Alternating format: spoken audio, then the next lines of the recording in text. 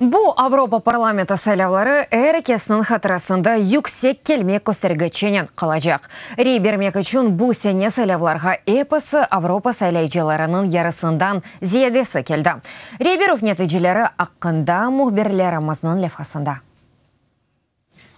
Дорт күн içinde 210 миллиондан зияды сайлайчы рейберді. Бу сене Авропа парламенты сайлауларына 5 ел әвелкесіне баққанда 8% зияды кеші келді. Тәлелчілерінің фикріне көре бутун бу Франкистандаки наразылықлар. Бүйік Британияның Авропа бірлігінің тәрк етмеген ниеті ве экологик фаалерінің чықышлары нәтижесінде олды. Адамлар Авропа парламентіне ишанған фырқаларыны кетірмек істеді.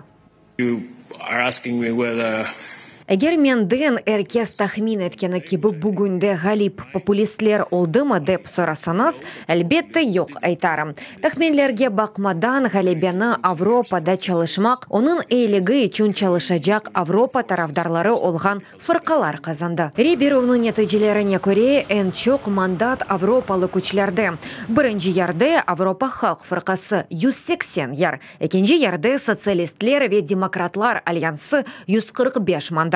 Üçüncü yerde Avropa liberalları ve demokratları alyansı 109 yer. Avropalı күчлер парламенті yerlerinin çoğusunu almağan olsa, fırqalar öz temsilciliğini arttırdı. Umumen olar 150 mandat kazandı. Skeptikler İtalya, Frankistan ve Büyük Britanya'da öz mandatlarını arttırdı.